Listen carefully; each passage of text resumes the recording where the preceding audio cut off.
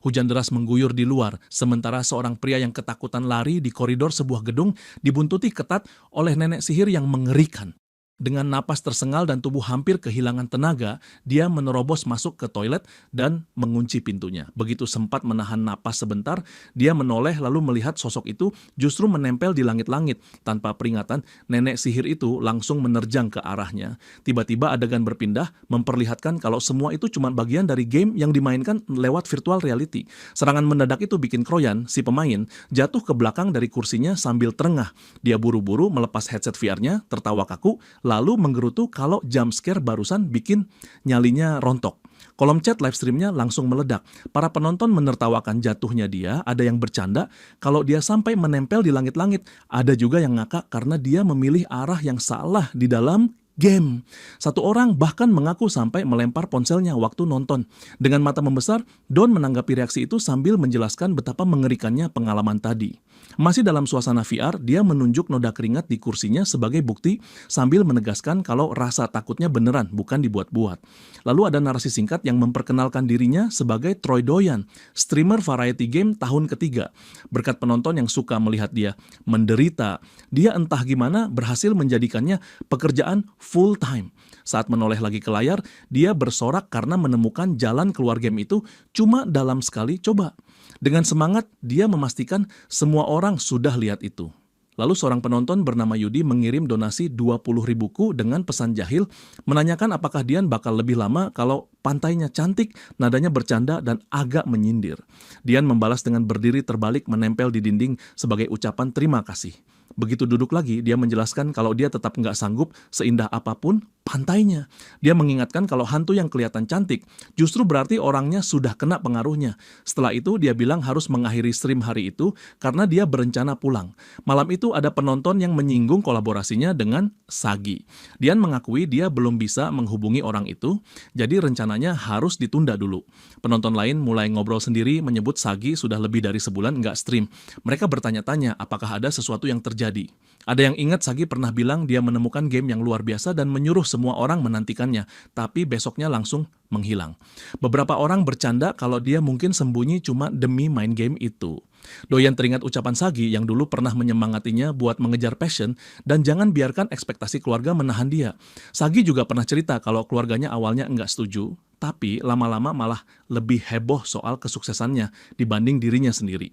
Di momen itu, Dian bilang ke penonton kalau mungkin ada urusan mendesak yang terjadi pada Sagi. Dia menambahkan kalau dia memang berniat mampir ke tempat Sagi dalam perjalanan pulang. Lalu dia pamit, bilang bakal istirahat sampai besok dan akan memberi kabar setelahnya. Setelah itu, dia mengakhiri stream. Sesudahnya, Dwayne mencoba menelepon Sagi, tapi panggilannya sama sekali tidak tersambung. Dengan perasaan gak enak, dia bertanya-tanya apa benar ada yang salah, sampai sempat kepikiran buat melapor ke polisi. Tepat saat itu, ibunya menelepon. Dia mengangkatnya, meyakinkan kalau dia sudah mau berangkat. Dia menjelaskan dia memilih jalan malam karena habis stream dan supaya terhindar dari macet. Dia menegaskan dia bukan anak kecil dan bisa jaga diri. Dia juga minta ibunya jangan menunggu, suruh tidur saja karena dia baru sampai saat fajar. Dia berjanji bakal pamit ke ayahnya sebelum berangkat dan menyebut perjalanan bakal memakan waktu sekitar 1,5 jam. Setelah itu, dia berangkat dengan mobilnya, tapi di tengah jalan dia merasa ingin buang air kecil dan menepi di rest stop, lalu bergegas ke toilet sambil menggerutu kalau dia menahan sedikit lebih lama, perutnya mungkin sudah meledak. Saat mencuci tangan, dia melihat ada pesan dari Hyongnya. Pesan itu berisi tautan game. Doyan mengernyit, bertanya-tanya apakah Hyongnya benar-benar segitu khawatirnya. Setidaknya Hyongnya seharusnya menelepon. Dia mencoba menelepon balik, tapi ponsel itu sudah dimatikan, membuatnya kesal. Dia merasa Hyongnya cuma repot mengirim tautan tanpa menjaga ponselnya tetap hidup. Karena penasaran, Dwayne menekan tautan itu dan melihat judul gamenya, Dujan Ghost Love. Dia sama sekali belum pernah dengar nama itu.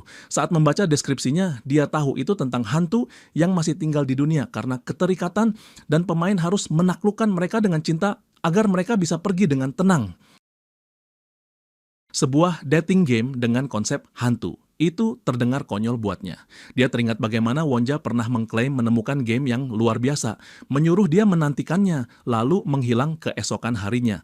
Pikiran kalau Hyungnya mungkin menghilang gara-gara game hantu beneran terdengar makin absurd. Meski begitu, dia mengakui Sunch memang punya kebiasaan aneh dalam menemukan game seperti ini.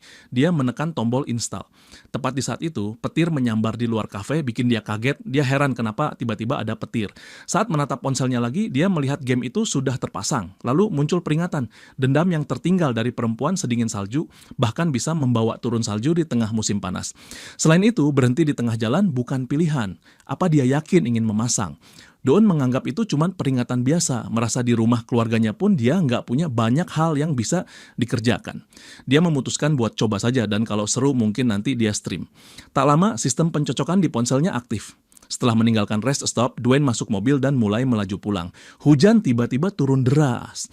Dia merasa aneh karena tadi nggak lihat ramalan hujan sama sekali. GPS-nya mendadak mengeluarkan suara, mengabarkan rute dihitung ulang karena dia menyimpang dan menyuruh belok kiri sebentar lagi. Do menganggap itu pasti error, karena belok kiri di jalan tol yang lurus jelas nggak masuk akal. Tapi GPS itu terus mengulang, menyuruh belok kiri sebentar lagi, lalu menghitung ulang, lalu menyuruh putar balik sebentar lagi. Dia seperti dianggap keluar rute. Suaranya berputar-putar tanpa henti, belok kiri, putar balik, hitung ulang, berulang-ulang. Do makin kesal dan berteriak frustrasi. Dia mencoba mematikan navigasinya, tapi perangkat itu tidak mau mati. Akhirnya, perangkat itu padam sendiri, membuatnya agak terguncang. Lalu tiba-tiba seseorang muncul tepat di depan mobilnya. Dian tidak sempat bereaksi. Dia menabrak orang itu. Dengan panik, dia keluar dari mobil dan lari ke arah sosok yang terjatuh. Dia mengguncangnya sambil memastikan apakah orang itu baik-baik saja, tapi tidak ada respons. Melihat tidak ada tanda-tanda bergerak, rasa takut langsung menyerang dan tangannya gemetar. Dia sadar dia harus menelepon ambulans. Tapi tepat saat itu, ponselnya bergetar dengan notifikasi. Di sebuah jalan tol yang diguyur hujan, seorang perempuan menabrak mobilnya saat dia sedang buru-buru pulang. Kepanikan dan kekhawatirannya cepat hilang begitu dia sadar perempuan itu bukan dari dunia ini. Perempuan yang jatuh itu perlahan berdiri, matanya penuh dendam dan kesedihan. Rasa dingin menjalar di tulang punggung Dian. Pesan game menampilkan pilihan, kabur dari hantu itu atau coba pahami kenapa dia masih tertahan di dunia ini. Ada juga saran lain yang bahkan menyuruh menuntut ganti rugi. Dian mencibir dan menganggap itu omong kosong. Hantu. Dia mencoba mematikan ponselnya lagi, tapi tetap gagal. Rasa kesalnya memuncak.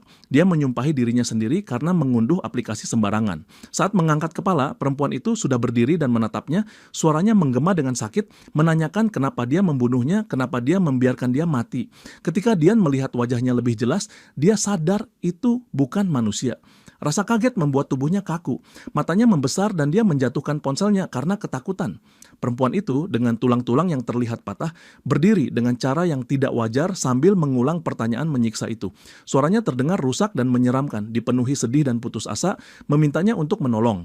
Yang ada di kepala Dian cuma satu, ini jelas bukan makhluk dari dunia ini. Tanpa berpikir panjang, dia langsung membalik badan dan lari mati-matian demi nyawanya, ketakutan sampai nggak bisa dijelaskan. Sambil kabur, dia menjerit panik, menegaskan kalau siapapun bisa lihat ini bukan manusia. Hantu itu menatapnya pahit, menuduh dia sama saja seperti orang-orang lain. Lalu muncul notifikasi sistem dari game. Dia sangat kecewa dengan pilihan Dwayne. Tingkat afeksi menurun drastis. Hantu itu berteriak menanyakan kenapa semua orang membencinya dan kenapa tidak ada yang mau melihatnya. Peringatan lain muncul. Tingkat afeksinya berubah dari netral menjadi bermusuhan. Dendamnya makin dalam dan dia menjadi murka. Segera kabur. Dengan amarah, hantu itu berteriak kalau dia hanya ingin hidup. Doyan lari kembali ke mobilnya dan mencoba membuka pintu, tapi pintunya tidak mau terbuka. Dia terus menarik dan mendorong, mati-matian ingin kabur sebelum hantu itu sampai. Namun sebelum dia bisa melakukan apapun, hantu itu sudah mencengkeram lehernya dan menekannya ke bawah. Dia gemetar, merasa kekuatan itu jelas tidak wajar. Lalu tiba-tiba wujud mengerikannya berubah menjadi gadis dengan rambut ungu panjang yang cantik. Wajahnya penuh sedih, matanya basah, dan dia menanyakan kenapa Dian tidak mau menyelamatkannya. Do teringat ucapannya sendiri kalau hantu yang terlihat cantik berarti sudah kerasukan. Dia sadar dia terlambat, tapi tetap saja kesedihan gadis itu terasa terlalu nyata. Sebelum dia sempat mencerna lebih jauh, sebuah truk melaju kencang ke arah mereka dan menabraknya. Darah muncrat kemana-mana. Ponselnya yang tergeletak di dekat situ ikut terciprat darah. Di layar muncul foto gadis itu bersamaan dengan notifikasi akhir game. Rebut hatinya, naikkan tingkat afeksinya, selesaikan dendamnya untuk memulihkan wujud aslinya. Don merasa seolah tulangnya remuk dan isi perutnya dipelintir. Rasa sakitnya tidak tertahankan. Lalu dalam sekejap pemandangan berubah. Dia tiba-tiba kembali ke tempat persis saat dia pertama kali memasang game Dujan Coast Love. Seorang pria di dekatnya melihatnya dan cepat-cepat menghampiri, menanyakan apakah dia baik-baik saja.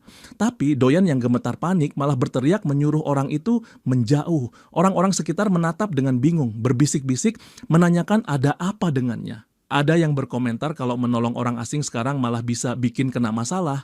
Dian menatap sekeliling dan sadar dia sedang berada di rest stop, padahal beberapa saat lalu dia jelas berada di jalan tol. Pertanyaan apakah semua itu cuma mimpi menggantung di pikirannya. Namun meski begitu tetap ada sesuatu yang terasa janggal. Tiba-tiba monitor di depannya menyala. Ada pesan yang muncul.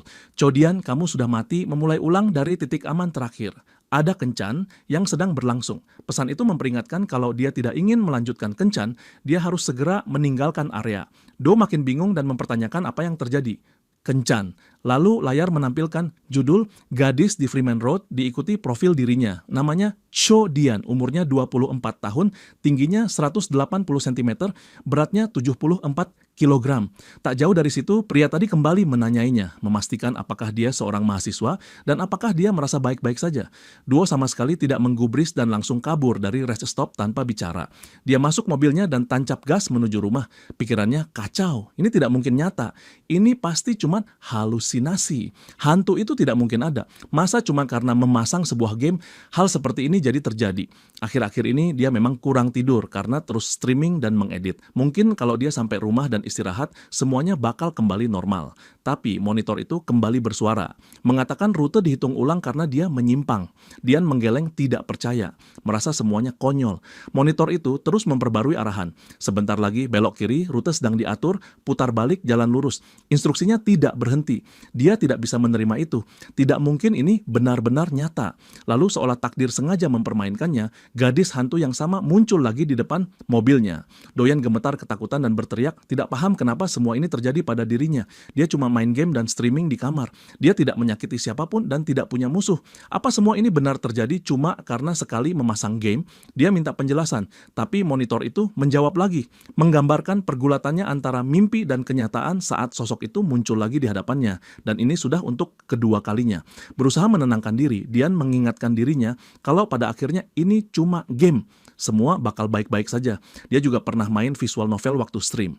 Yang perlu dia lakukan cuma memilih opsi terbaik supaya tingkat afeksi karakter itu naik. Lalu monitor menampilkan 4 pilihan. Opsi pertama menyebut kalau dia sudah mati, lalu memutar mobil dengan hati-hati dan kabur. Opsi kedua menanyakan apakah dia mau mati lagi, lalu keluar dari mobil sambil marah-marah. Opsi ketiga menawarkan untuk mengantarnya pulang. Opsi keempat menanyakan apa yang dia lakukan di sini dan mencari tahu situasinya. Dengan pilihan itu di depan mata, Doi meneguhkan diri. Kalau dia bisa tetap tenang dan memilih dengan benar, mungkin dia bisa melewati mimpi buruk ini. Dian berusaha mengatur napas, menggenggam setir sekuat mungkin. Buku-buku jarinya memutih karena tegang. Jantungnya berdebar keras, suaranya bahkan terasa mengalahkan hujan yang menghantam kaca depan. Semua bergantung pada seberapa jauh dia bisa menaikkan afeksi itu. Itu aturannya. Kalau dia mengikuti petunjuknya dengan benar, kalau dia cuma memilih opsi yang tepat, semuanya pasti beres pada akhirnya. Bahkan kalau dia cuma memilih opsi yang paling aman dan netral, setidaknya hasilnya bakal biasa saja. Itu logikanya. Itu juga pegangan yang dia pakai buat menenangkan diri. Dia memejam sebentar dan mengingatkan dirinya sendiri buat tidak panik. Dia Chodian. Dia jago main game. Ini tidak beda. Setelah semuanya sampai sejauh ini, ragu-ragu juga tidak ada gunanya lagi. Yang tersisa cuma satu jalan, terusin sampai selesai dan berharap hasilnya tidak buruk. Saat dia berusaha mengumpulkan nyali buat bergerak, hantu itu muncul di samping mobilnya, tangan pucatnya mengetuk kaca pelan tapi berkali-kali. Suaranya merembes lewat penghalang kaca, goyah dan berat oleh rasa sakit. Hantu itu mempertanyakan kenapa dia terus memalingkan diri, kenapa dia mengabaikan penderitaannya. Kata-kata itu serak dan penuh perih, terasa menekan kepalanya seperti gesekan tumpul dari dalam. Hantu itu menegaskan semuanya tidak adil. Kenapa dia harus jadi satu-satunya yang terluka? Rintihan soal ketidakadilan terus mengisi udara malam, menempel padanya seperti kabut dingin. Dia mengertakkan gigi dan memaksa fokus. Dia mengingatkan dirinya lagi, ini cuma simulasi dating Bisuyo, cuma visual novel dengan cabang pilihan dan hasil yang sudah ditentukan. Tidak ada alasan buat takut, dia sudah melakukannya ribuan kali di game lain. Ini tidak nyata. Meski begitu, tubuhnya tetap gemetar. Dia turun dari mobil, payung di tangannya ikut bergetar, lalu mendekatinya dengan hati-hati. Ucapannya terdengar tidak rata saat dia berusaha menjelaskan. Dia menegaskan dia bukan orang mencurigakan, cuman orang yang terseret ke sesuatu yang tidak dia pahami. Dia memang tidak tahu cerita lengkapnya, tapi dia mau membantu. Dengan sisa keberanian yang dia bisa kumpulkan, dia menawarkan satu hal, mengajaknya naik mobil dan bilang dia bisa mengantar pulang. Begitu keputusan itu keluar, antar muka tak terlihat seolah merespons, menampilkan pesan di depannya. Dia memilih opsi C, menyarankan jalan sebentar, dan menawarkan untuk mengantar pulang. Keputusan sudah dibuat, tapi bukannya lega, rasa gentar justru menghantamnya. Kata-katanya sudah terucap, tidak ada jalan balik. Tetap saja, takut menempel di dirinya seperti kulit kedua. Dia sempat ingin kabur dan meninggalkan semuanya, tapi hantu itu hanya menatapnya diam-diam. Tidak bergerak, tidak bereaksi, hanya mata gelap yang kosong, menatapnya dekat. Pikirannya berputar, apa dia salah pilih? Apa ini kesalahan fatal? Tapi memang tidak ada opsi lain yang lebih baik. Tidak mungkin dia bakal dibalas cuma karena tidak suka jawabannya. Lalu akhirnya hantu itu berbicara pelan seperti sedang memastikan kenyataan, menanyakan apakah dia benar-benar bisa melihatnya. Chodian menjawab dengan suara yang goyah memastikan kalau dia bisa melihatnya. Hantu itu maju tanpa peringatan dan langsung memeluknya. Lengan kurusnya melingkar di tubuh Chodian yang gemetar. Saat tubuhnya ambruk menempel padanya, hantu itu menangis tanpa bisa berhenti, isakannya menembus hujan deras. Di setiap tarikan napas yang berat, dia memohon agar tidak ditinggalkan. Dia menegaskan dia tidak mau sendirian lagi. Dia memohon agar rasa sakit itu berhenti dan meminta Chodian tetap tinggal. Lalu prompt digital muncul di depan mata Chodian. Pilihan tadi sedikit menaikkan tingkat kesukaan dan kondisi hantu itu menjadi stabil. Ada sesuatu di dalam dirinya bergeser. Tadi dia terlalu fokus bertahan hidup, terlalu terikat rasa takut, sampai tidak benar-benar melihatnya. Tapi sekarang, saat hantu itu menempel dengan putus asa yang terlihat di tiap geraknya, Chodian mulai paham. Ini bukan sekadar hantu. Ini seseorang yang punya cerita, seseorang yang terluka sampai sedihnya tidak lagi bisa ditahan. Hantu itu pelan-pelan mundur dan bergumam minta maaf. Baru saat itu Chodian sadar bajunya sudah kuyup. Hujan sudah menembus semua lapisan pakaiannya. Kalau dia bertahan di dingin ini lebih lama, dia juga bisa ambruk. Dia meminta dengan sopan agar hantu itu menyingkir sedikit supaya dia bisa membuka pintu mobil. Setelah hantu itu menurut, Chodian membantu dia duduk di kursi penumpang, lalu buru-buru masuk ke kursi pengemudi. Tangannya masih gemetar, pikirannya kembali berlari cepat. Entah gimana, dia berhasil membuatnya masuk ke mobil. Tapi setelah itu, apa yang harus dia lakukan? Suasananya berubah. Ini tidak lagi terasa seperti cutscene, tidak ada pilihan baru, tidak ada menu, tidak ada petunjuk. Yang tersisa cuma mereka berdua duduk kaku di mobil yang dingin. Dia tidak menyangka bakal begini. Rasanya seperti game itu meninggalkan dia begitu saja, seperti kencan bebas yang tidak mengikuti struktur. Dating sim biasanya tidak seperti ini. Matanya melirik ke spion samping. Mobil itu mobil yang sama seperti sebelumnya, mobil yang membunuhnya, seolah muncul lagi di ingatannya. Dia menepis pikiran itu. Jalan tol memang berbahaya, itu jelas. Tapi sekarang dia harus tetap fokus. Soal game sudah tidak penting. Ini sudah melewati itu. Dia memutuskan buat mengemudi ke tempat yang lebih sepi. Mungkin taman atau jalan perumahan, tempat yang tenang. Dia ingin bicara lagi setelah hantu itu lebih tenang. Saat menoleh, dia melihat pintu di sisi penumpang ternyata belum tertutup rapat. Dia menawarkan buat membetulkannya, lalu condong ke sana sambil berusaha tetap terlihat tenang. Di kepalanya dia mengulang-ulang tetap tenang dan tetap hati-hati. Satu gerakan ceroboh bisa merusak semuanya. Waktu dia mendorong pintu itu lebih rapat, ponselnya mendadak terlepas dari tangan. Secara refleks dia menunduk untuk mengambilnya, tapi di saat yang sama, kepalanya tidak sengaja menekan paha hantu itu. Waktu serasa berhenti, napasnya tersangkut. Ini bukan lagi sekadar salah gerak, ini bencana. Dia benar-benar habis. Jantung Chodian berdetak liar, sementara mata hantu itu yang lebar dan gemetar menatapnya. Ada sesuatu yang mengganggu di ekspresinya, sesuatu yang melampaui takut dan bingung, seperti kilatan kesadaran yang tragis. Suaranya gemetar saat dia mempertanyakan apakah ini alasan kenapa dia dibawa ke sini. Pertanyaannya terasa menyesakkan, seolah udara di dalam mobil berubah dingin dan berat. Kepanikan menghantam Chodian. Napasnya terputus-putus, tubuhnya mundur, tangannya terangkat seolah bertahan, suaranya meninggi karena panik. Dia menggeleng kuat-kuat, menyangkal berkali-kali. Ini bukan seperti yang dipikirkan hantu itu. Dia berusaha menjelaskan dengan kata-kata terpatah kalau itu murni tidak sengaja. Pintu tadi memang tidak menutup dengan benar. Dia cuma mencoba membantu membetulkannya, itu saja. Tidak ada niat tersembunyi. Di dalam kepalanya, semuanya berantakan. Rasa takut berpilin di perut saat dia sadar. Dia pasti akan mati. Tidak ada cara kabur. Hantu itu hantu, dan di pikirannya sendiri, dia sudah membuatnya marah. Dia sudah menerima nasibnya. Dia cuma orang biasa yang terseret ke sesuatu yang jauh di luar pemahamannya, dan sekarang dia mati-matian mencoba meredakan suasana. Chodian bicara cepat, mengingatkan kalau mereka tidak bisa terus berhenti di situ karena menghalangi jalan. Dengan suara gemetar, dia mengaku dia mengira hantu itu tidak bisa menutup pintu sendirian, jadi dia hanya berniat membantu. Dia terus mengulang kalau dia tidak berbahaya, seperti sedang meyakinkan hantu itu dan dirinya sendiri. Dia juga menegaskan dia bahkan tidak cukup berani buat melukai siapapun, sekalipun dia mau. Dia menyebut julukan lamanya di sekolah Shotgun Gamer sebagai bukti betapa tidak mengancamnya dia. Lalu dengan canggung, dia berusaha mengalihkan pembicaraan. Dia minta maaf dan menawarkan untuk melaju sedikit lagi sampai rest stop terdekat. Ada sesuatu dari suasana di ruas jalan itu yang terasa tidak enak, tapi dia cepat-cepat menarik ucapannya, menambahkan kalau hantu itu tidak mau juga tidak apa-apa. Dia tidak mau terlihat memaksa. Yang terjadi setelah itu benar-benar di luar dugaan. Hantu itu tiba-tiba meledak tertawa, suaranya pelan dan tidak disangka, menggema di dalam mobil. Tawa itu bukan mengejek, bukan juga kejam, malah terasa ringan dan anehnya hangat. Dia meminta maaf lalu mengaku tawanya muncul karena dia tiba-tiba lega. Dia menjelaskan kalau dia sempat ketakutan. Orang pertama yang dia temui bisa saja orang berbahaya atau tidak bisa dipercaya. Tapi sekarang duduk di situ bersama Chodian, dia merasa ada rasa nyaman yang aneh.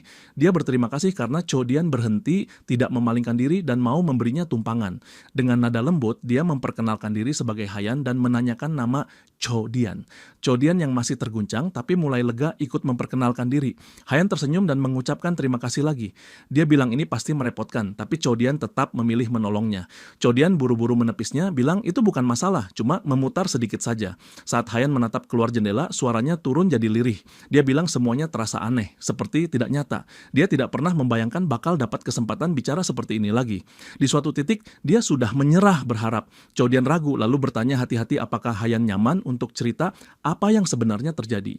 Dia ingin tahu kenapa Hayan berkeliaran di jalan tol dan apa yang membuatnya sampai ke situ.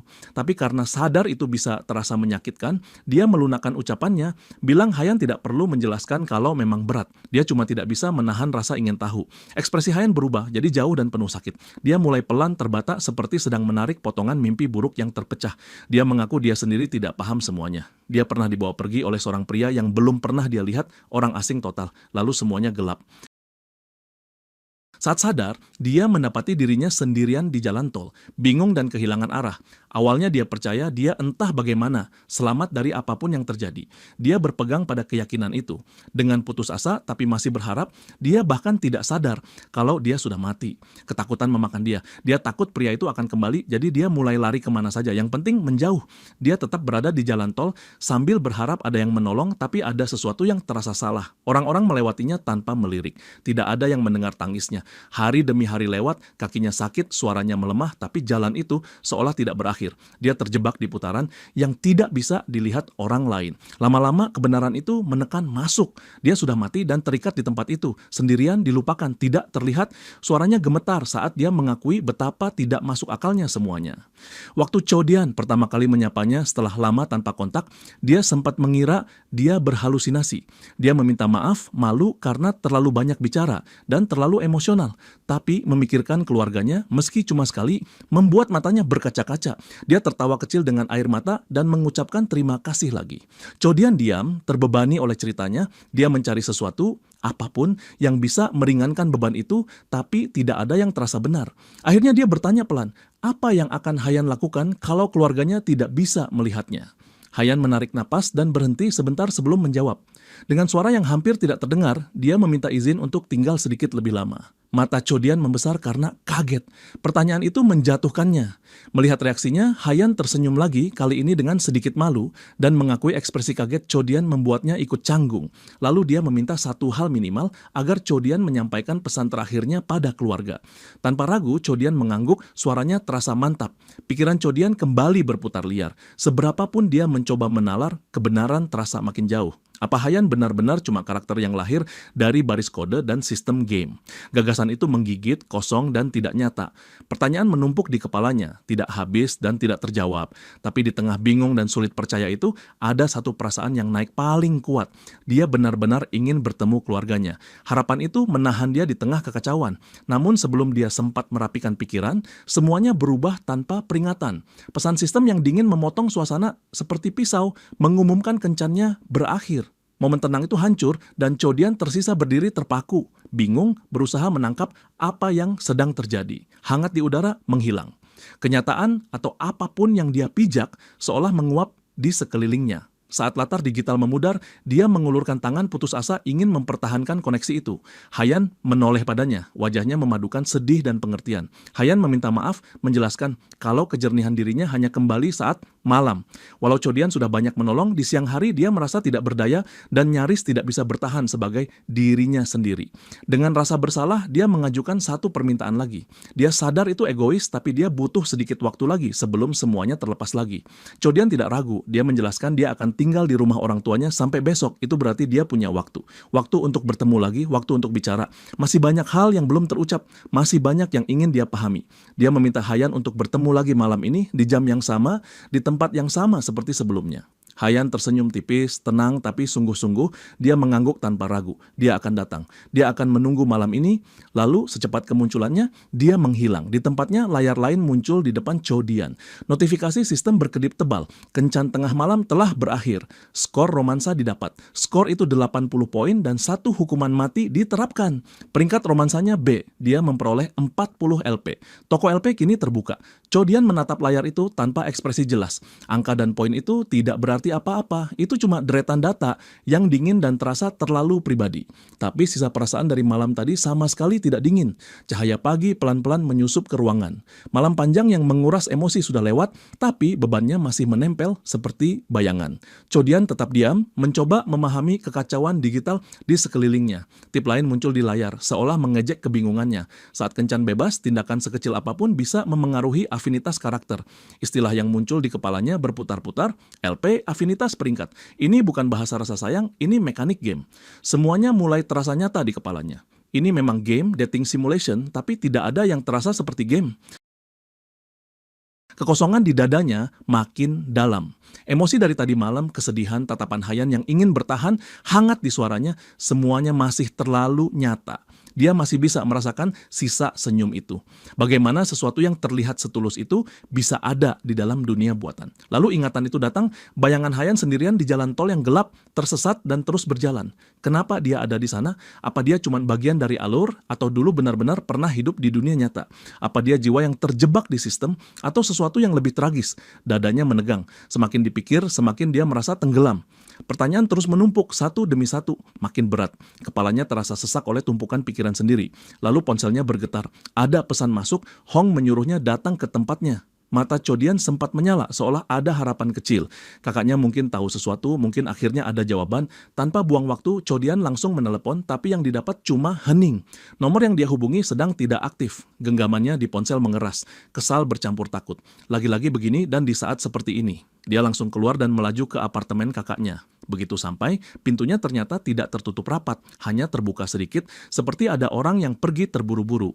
Chodian masuk pelan, berusaha memanggil kakaknya, tapi tidak ada balasan. Apartemennya kosong, rasa panik mulai naik. Tempat itu kelihatan seperti baru ditinggalkan mendadak. Kertas dan dokumen berserakan di meja dan lantai.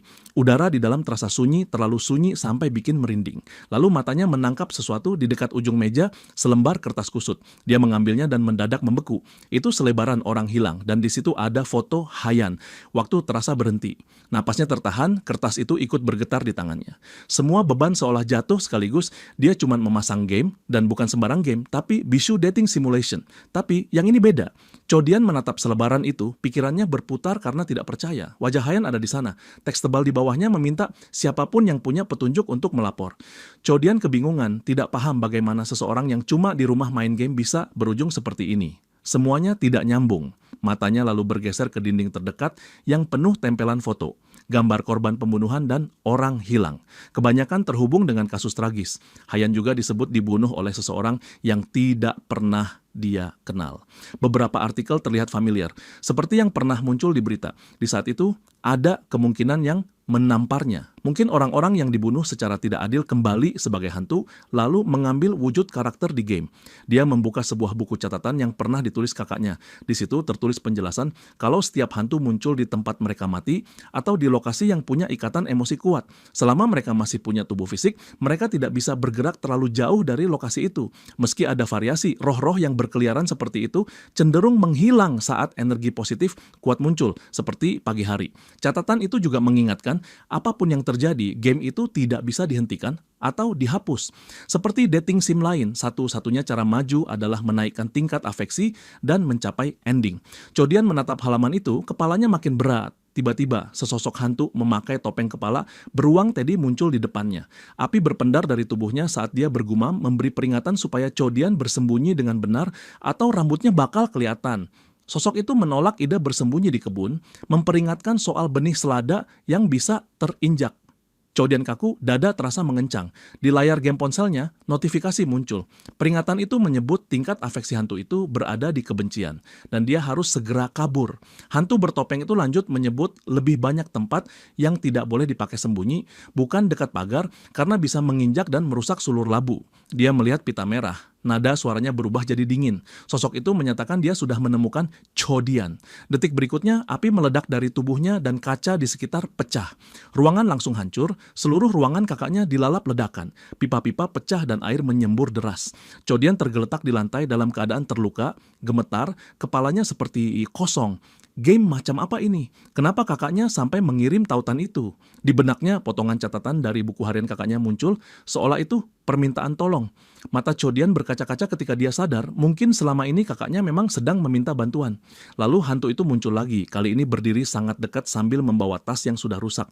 Tas itu dihantamkan ke tubuh Chodian, lalu terdengar bisikan yang menyalahkannya, karena dia semuanya mati.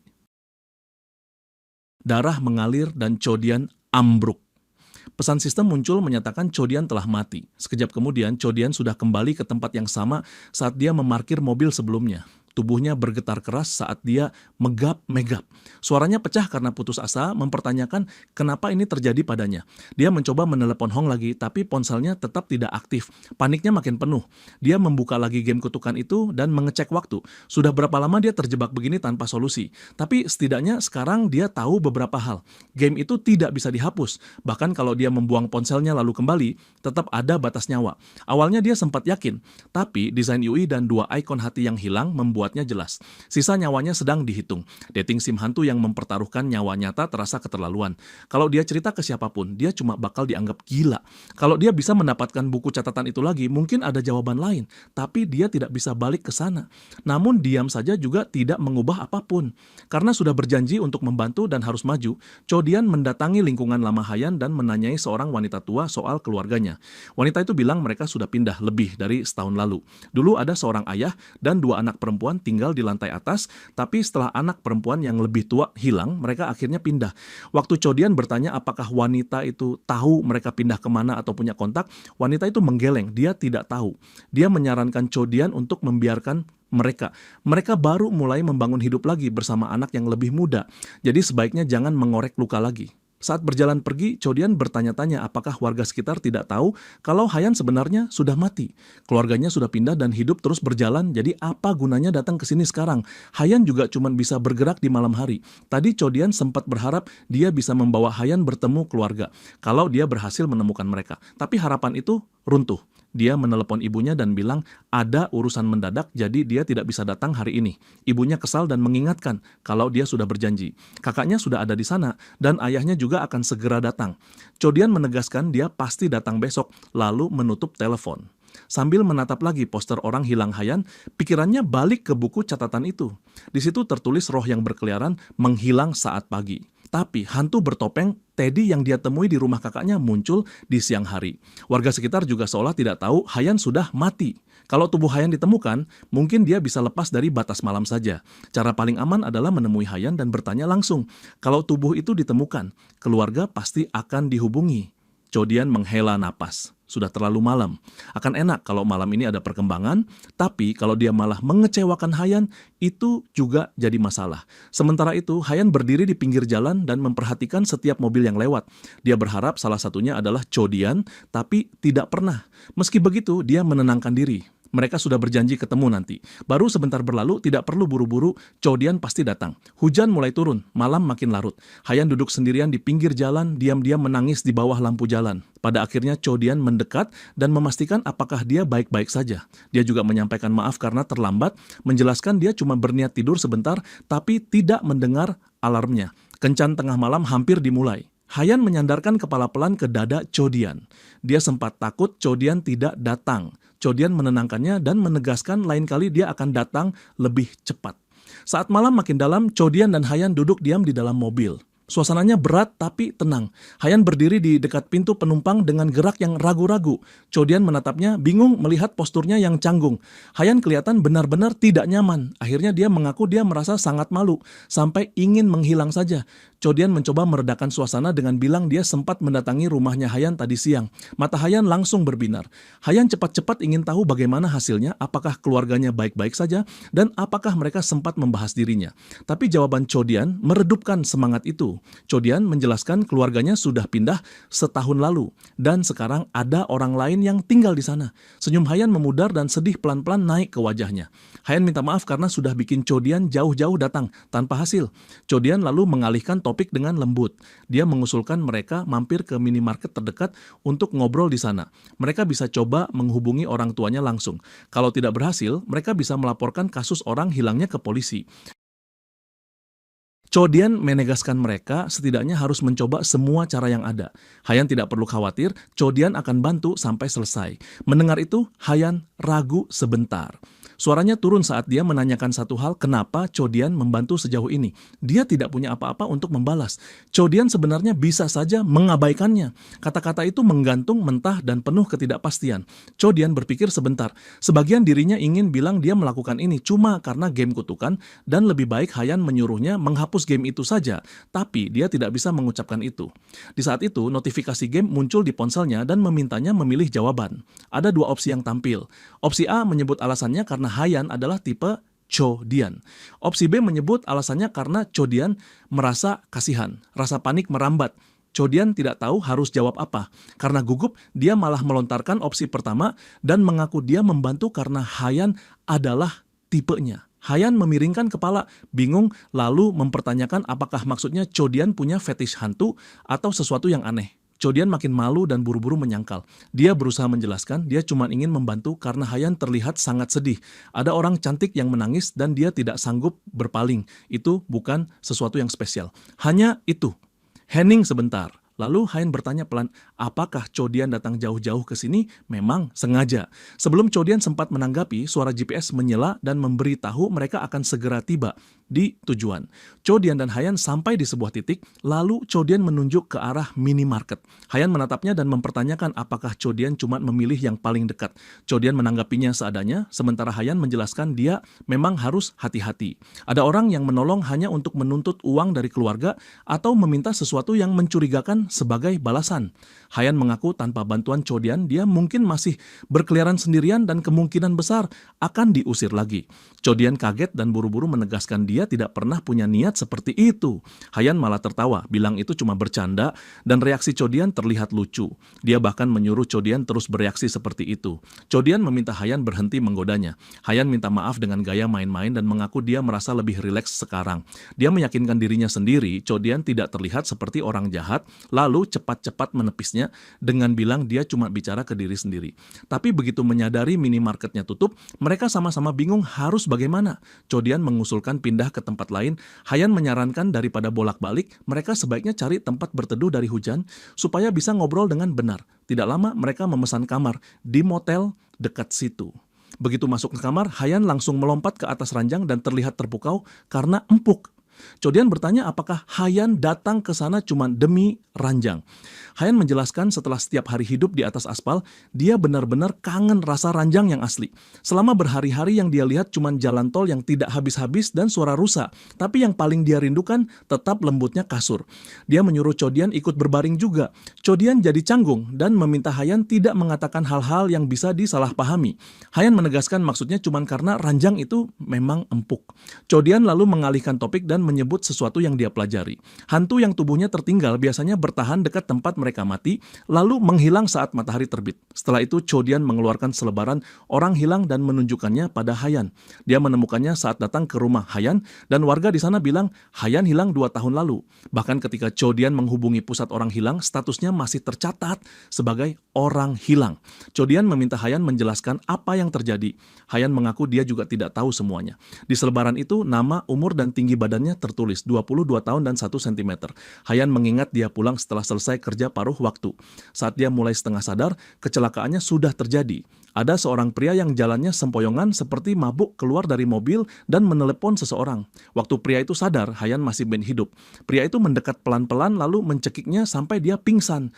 Hayan ingat dia dimasukkan ke mobil pria itu dan dibawa ke suatu tempat. Pria itu punya tato mawar di punggung tangannya. Dari dalam mobil, Hayan sempat melihat gudang terbengkalai dan beberapa box kontainer, tapi setelah itu ingatannya buram. Chodian menenangkan Hayan dan bilang tidak apa-apa. Situasinya memang mendesak. Chodian bertanya apakah Hayan mengenal pria itu. Hayan memastikan pria itu benar-benar orang asing.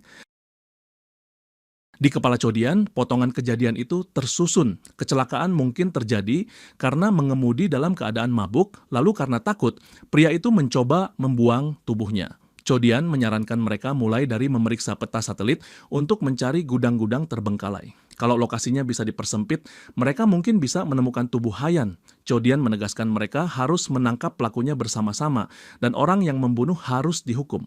Kalau keluarganya ikut membantu, semuanya bisa lebih cepat.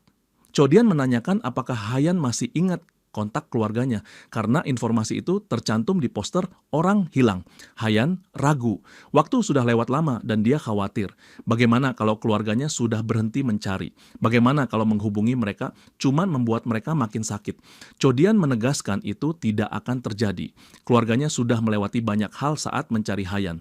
Mereka bahkan pindah karena tinggal di tempat lama hanya membuat mereka terus teringat. Menurut warga sekitar, keluarganya sangat dekat. Dari cerita yang dia dengar, jelas mereka merindukan Hayan. Chodian mengingatkan Hayan kalau bukan cuman Hayan yang ingin bertemu lagi. Meski nanti hasilnya tidak seperti yang diinginkan, Chodian tetap akan membantu. Hayan menatapnya dan bertanya apakah Chodian sengaja keliling menanyakan banyak hal. Hayan terlihat tersentuh, lalu minta maaf dan berterima kasih. Karena sudah larut, Chodian menyarankan mereka meninggalkan pesan dulu. Hayan setuju. Di layar ponsel Chodian, notifikasi sistem muncul dan menunjukkan tindakan Chodian menaikkan tingkat afeksi Hayan. Di saat itu, Chodian menanyakan apakah nama ayah Hayan adalah Hebante. Nama itu baru muncul di KakaoTalk. Mendengar itu, Hayan langsung bersemangat dan condong ingin melihat. Tapi saat bergerak, Hayan tidak sengaja jatuh menimpa Chodian. Raut wajah Chodian bikin Hayan menangkap sesuatu. Lalu dia cekikikan. Hayan menanyakan dia sedang memasang muka seperti apa. Dengan malu, Chodian menyuruh Hayan turun, bilang dia berat, sementara Hayan masih tertawa kecil. Hayan menyorot pipi dan telinganya yang memerah, lalu menanyakan apa dia semudah itu jadi gugup. Chodian mendorongnya pelan dan berdiri, lalu menyinggung bagaimana sorot matanya selalu berubah tiap Hayan menggoda. Hayan tertawa dan mengaku dia bahkan tidak sadar. Chodian bilang dia mau bersih-bersih dulu. Dia merasa jorok karena 2 hari tidak mandi gara-gara hujan. Dia juga mengingatkan keluarga Hayan mungkin akan kaget. Jadi mereka harus pikir matang apa yang mau ditulis di pesan. Hayan setuju. Saat Chodian masuk kamar mandi, Hayan rebahan di ranjang sambil senyum-senyum sendiri. Sudah lama sekali dia tidak merasakan nyaman seperti ini. Tanpa sadar dia terus menggodanya dan kebersamaan seperti ini terasa menyenangkan buatnya. Dia berharap pagi tidak pernah datang. Di dalam kamar mandi, Chodian sedang mandi. Pipinya sedikit merah saat bayangan Hayan lewat di kepala. Tiba-tiba ponsel Chodian berdering. Yang menelepon adalah Sachi. Hayan melihat layar ponsel menyala menampilkan panggilan. Di sisi lain, Sachi menelepon dengan putus asa. Suaranya dipenuhi panik saat memohon lewat telepon, kata-katanya gemetar.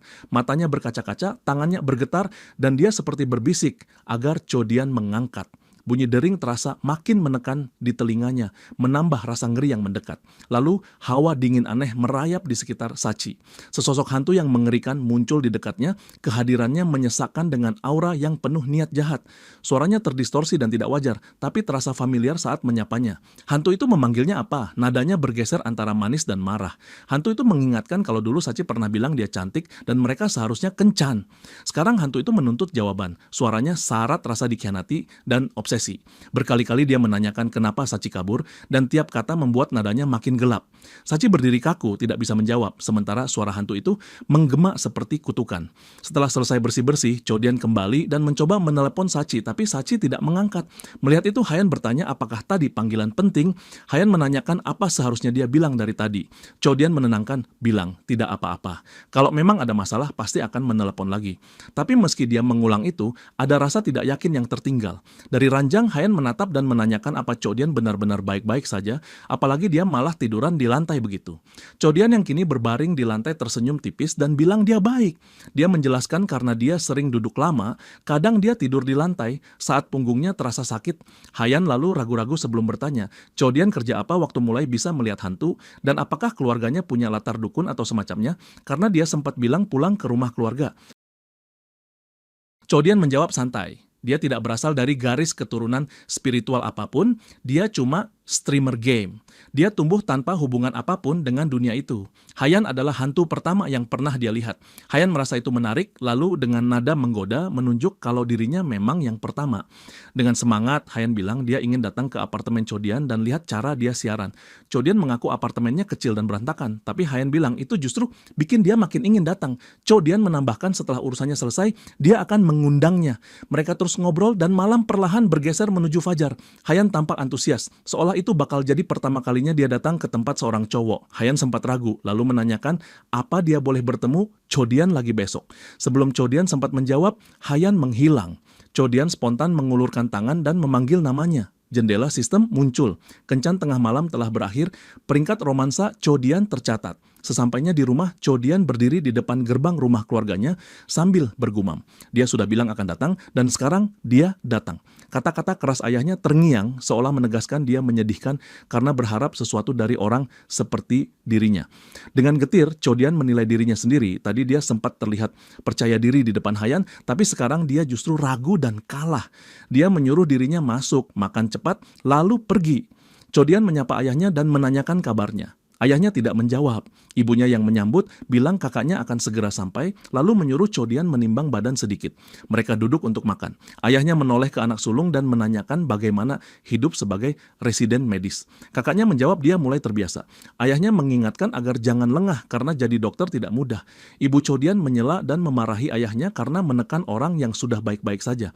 Ayahnya menyangkal, tapi ibunya menegaskan ayahnya selalu menekan tanpa perlu. Kakak Chodian meredakan suasana dengan bilang tidak apa-apa. Ayah mungkin mengalami hal yang sama dulu, jadi ucapannya bisa jadi dari pengalaman. Ibu Chodian menghela napas dan bilang sifat ayahnya memang harus diterima. Setidaknya kalau anak sulung ada, dia merasa lebih tenang. Lalu ibunya mengalihkan ke Chodian dan menanyakan kabarnya akhir-akhir ini. Chodian sempat ragu, sudah bisa menebak arah pertanyaan itu. Dia menjawab singkat, bilang dia masih jalanin saja. Tapi di dalam dia teringat bagaimana 3 tahun lalu dia kabur dari rumah ini, sadar betul dia sudah tidak punya hak untuk kembali. Saat dia berdiri hendak pergi, kakaknya menanyakan mau kemana. Chodian menjawab dia cuma mau ke minimarket. Kakaknya menghentikannya, bilang 3 tahun sudah cukup lama, sekarang waktunya beresin diri. Dengan rahang mengeras, Chodian membalas itu tidak ada urusan kakaknya, dia urus sendiri. Lalu Chodian mengirim pesan ke ayah Hayan, meminta untuk percaya sekali saja dan menelepon balik. Dia menulis kalau Hayan sedang menunggu. Balasan datang cepat dan dingin. Ayah Hayan bilang dia lelah dengan kontak seperti itu dan menyuruh Chodian meninggalkan keluarganya. Mereka hidup baik-baik saja. Beberapa saat kemudian, Chodian lari ke arah minimarket sambil menghitung pengeluaran, bensin, biaya motel, sampai sekop. Sepertinya dia harus bertahan dengan mie gelas sampai akhir bulan.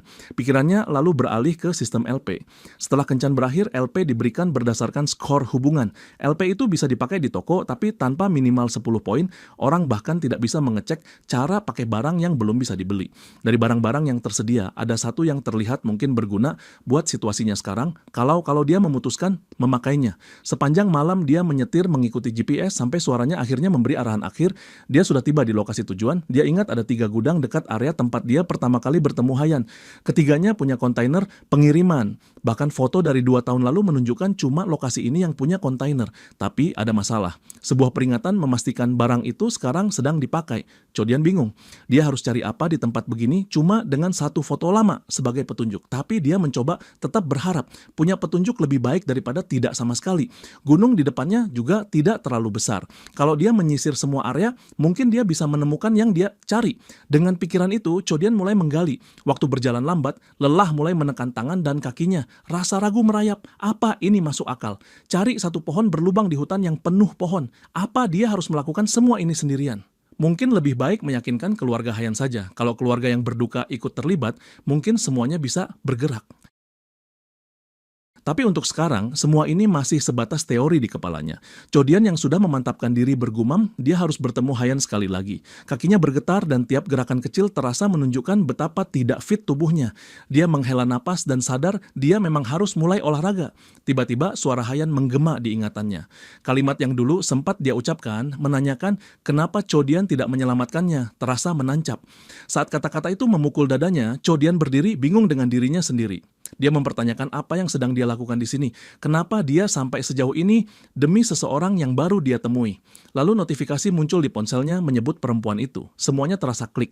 Chodian menyadari tubuh Hayan pasti ada di dekat situ. Dengan rasa mendesak yang baru, dia menggali lagi. Saat sekop terus masuk ke tanah, pikirannya berputar, mengingat tanggung jawab, kerja, dan hidupnya sendiri. Dia tidak punya waktu untuk ini. Lagi pula, Hayan baru dia temui 2 hari lalu. Tapi kenyataannya, dia tidak mau meninggalkannya. Dia tidak mau Hayan tetap hilang, terkubur dalam diam, atau menangis sendirian tanpa ada yang mendengar. Mungkin ada cara lain untuk menghapus game, tapi ini sudah bukan soal game lagi. Lalu saat dia menggali lebih dalam, sesuatu tertangkap matanya, bentuk tulang. Kerangka perlahan muncul dari tanah. Mata Chodian membesar, tidak bisa berpaling saat kebenaran terbuka tepat di depannya. Di saat yang sama, Hayan melangkah masuk ke area itu dan matanya ikut melebar karena tidak percaya. Di bawah cahaya samar yang menyusup lewat pepohonan, berdiri sosok yang dikenalnya, Chodian. Bibir Hayan terbuka sedikit, bergetar oleh emosi saat dia menyebut namanya pelan. Suaranya membawa campuran kaget, bingung, dan secuil harapan yang rapuh. Tatapannya menempel pada Chodian seolah takut sosok di depannya akan lenyap kapan saja. Tapi tidak. Chodian benar-benar ada. Senyum kecil yang lega muncul di wajah Hayan saat semuanya masuk akal. Chodian juga terpaku, napasnya tertahan. Begitu mata mereka bertemu, ada sesuatu yang berubah pada Hayan. Wujudnya tidak seperti yang Chodian ingat. Ada kejernihan di kulitnya, ada ringan di matanya. Semuanya terasa berbeda. Sebelum Chodian bicara, Hayan lebih dulu menyinggung itu. Dia menjelaskan dia bangun dan mendapati dirinya kembali normal, tubuhnya pulih seolah tidak pernah terjadi apa-apa. Tapi sekarang yang terlihat hancur justru Chodian. Bajunya berdebu dan robek, tangannya lecet, wajahnya tampak lelah dan tertekan. Hayan langsung menyadari perubahan itu, menanyakan dengan cemas apakah sesuatu yang buruk terjadi padanya. Chodian mencoba menepisnya, bilang tidak apa-apa. Tapi tegang di suaranya dan berat di matanya membocorkan kenyataan dia belum siap bicara. Tempat mereka berdiri terasa berbahaya secara fisik dan juga perasaan. Chodian menyuruh Hayan menjauh ke tempat yang lebih aman supaya mereka bisa bicara tanpa tekanan lokasi itu. Tapi saat mereka berbalik, sesuatu menarik perhatian Hayan. Tatapannya jatuh ke tanah dan langkahnya melambat. Tidak jauh dari situ, setengah tertutup daun kering dan tanah, ada sesuatu yang membuat dingin. Sebuah kerangka yang lapuk, tak bergerak, tergeletak di bawah pepohonan. Jantung Hayan terasa berhenti, napasnya tersangkut. Pengakuan itu datang seperti kilat, itu dirinya. Tubuh tak bernyawa itu adalah dirinya yang dulu. Kalimat pengertian keluar pelan dari bibirnya, seperti tanpa rasa. Dia sebenarnya sudah curiga, tapi sekarang kebenaran berdiri di depan mata seperti tamparan dingin. Dia mengerti apa yang terjadi. Chodian yang menemukannya. Itu menjelaskan semuanya. Hayan teringat biasanya dia bangun di bagian hutan yang berbeda. Selalu dekat jalan, selalu di sekitar yang terasa familiar. Tapi kali ini beda. Dia membuka mata di area yang lebih tersembunyi, bingung dan tidak tahu arah. Dulu itu tidak masuk akal, tapi sekarang dia paham kenapa. Meski kaget, Hayan tetap menenangkan Chodian dengan senyum lembut. Dia bilang tidak apa-apa. Dia sudah sadar, bahkan saat mati. Dia tahu dirinya sudah pergi, dan sekarang entah bagaimana dia kembali. Dia meyakinkan Chodian lagi, dia baik-baik saja. Cho Dian tidak perlu menanggung rasa sakit ini. Tapi Cho Dian sudah tidak bisa menahan lagi. Pandangannya buram dan air mata hangat mengalir di pipinya. Melihat tubuhnya menanggung rasa bersalah dan tidak berdaya, itu mematahkan sesuatu di dalam dirinya. Tubuhnya gemetar, emosinya tumpah. Hayan mendekat dan menyeka air matanya dengan tangan yang lembut. Hayan menyuruhnya jangan terlihat begitu sedih dan jangan menyalahkan diri. Itu bukan salahnya. Tapi kata-kata itu justru makin menekan dadanya.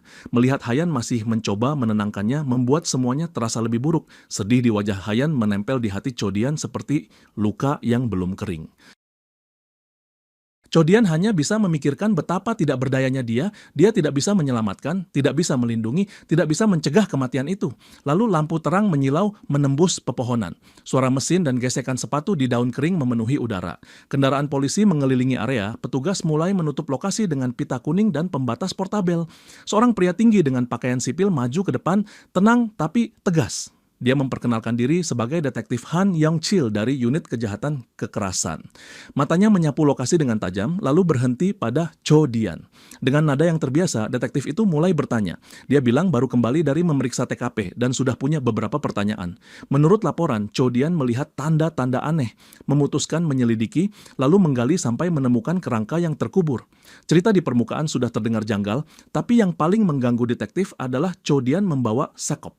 Siapa yang naik gunung di malam hari sambil membawa sakop, kecuali orang itu memang punya tujuan tertentu.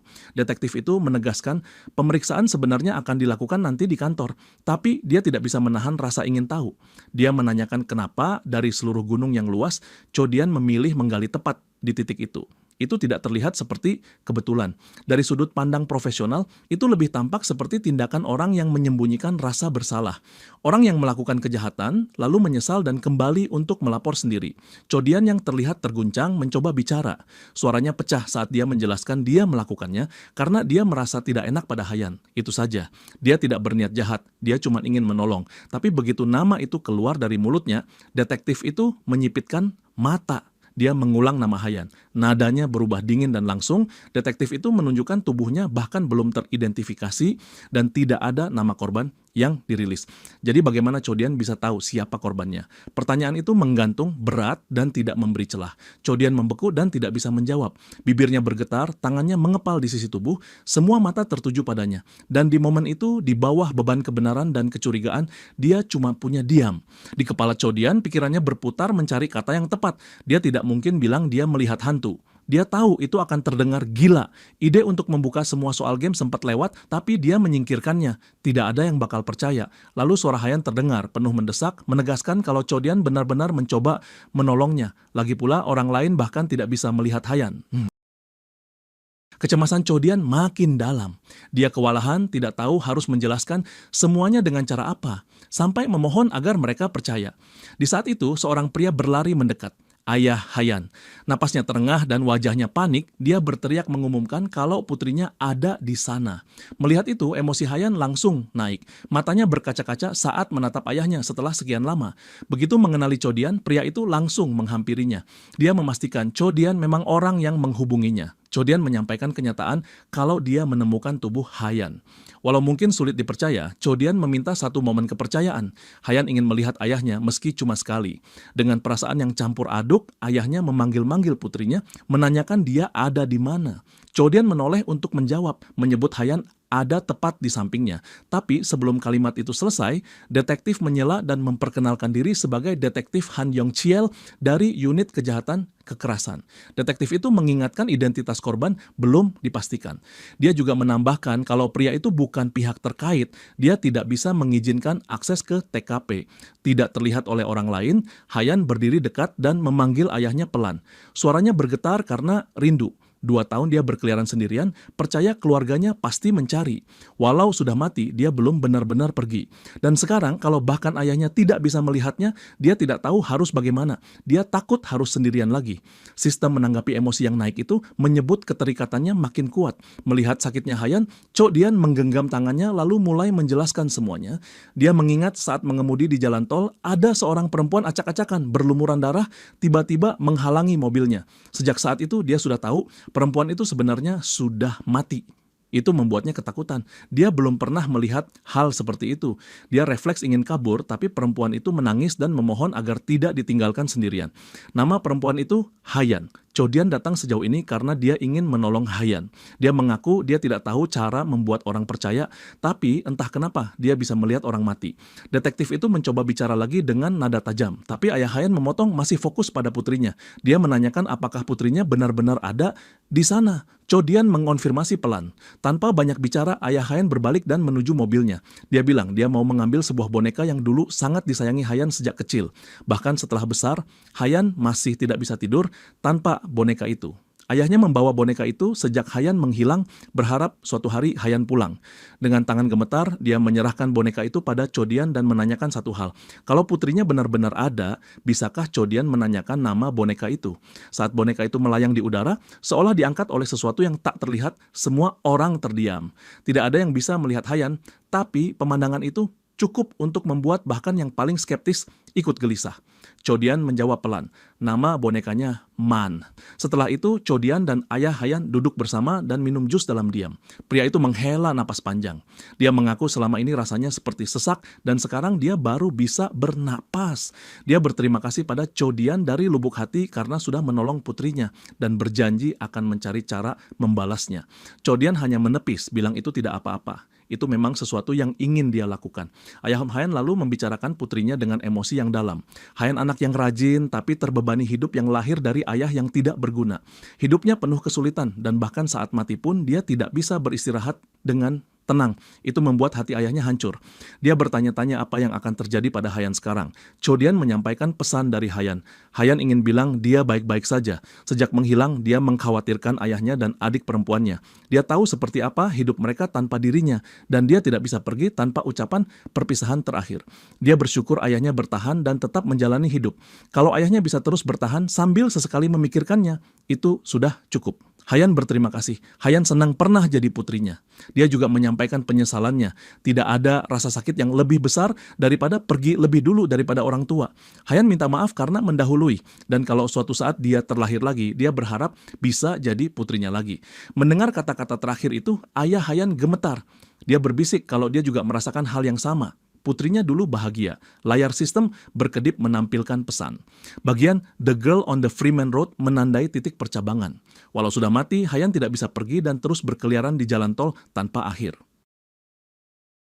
Tapi karena usaha Chodian, sekarang Hayan sudah bebas. Jiwanya siap melangkah. Namun hatinya masih menempel pada ikatan yang tertinggal. Apakah Chodian akan tetap bersamanya? Sekarang jadi pilihan Chodian. Chodian memanggil namanya pelan. Layar juga menampilkan peringatan kalau pada saat yang sama dia mungkin akan menyesal dengan pilihan itu. Air mata berkilau di mata Hayan. Hayan menoleh ke Chodian dan menanyakan dia harus bagaimana.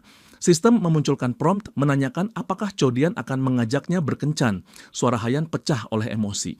Dia mengaku dia tidak mau pergi dengan cara seperti ini.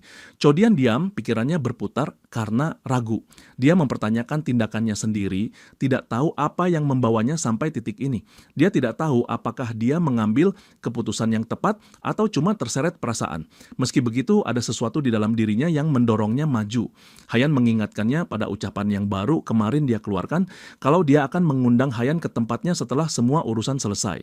Suara Hayan membawa harapan dan urgensi yang halus, seolah dia bertahan dari janji itu. Chodian yang masih berpijak pada bahaya saat ini, mengakui mereka masih harus menangkap orang yang bertanggung jawab atas semuanya. Ini belum selesai. Mereka butuh waktu. Tapi yang lebih penting, dia butuh bantuan Hayan. Chodian mengingatkan ucapan Hayan sebelumnya. Hayan bilang dia belum mau menghilang. Berpegangan pada itu, Chodian mengulurkan undangannya. Kalau Hayan tidak keberatan, apakah Hayan mau ikut tinggal dengannya? Keraguan sempat muncul di dadanya. Dia bertanya-tanya apakah dia terlalu terburu-buru, lebih digerakkan emosi daripada logika. Apa dia sedang meringankan sakit Hayan atau sakitnya sendiri? Tapi jawaban Hayan keluar tanpa ragu. Hayan mau ikut dengannya. Chodian merasa lega. Di dalam, dia memang tidak ingin hubungan mereka berakhir dengan cara yang mendadak dan menggantung seperti ini.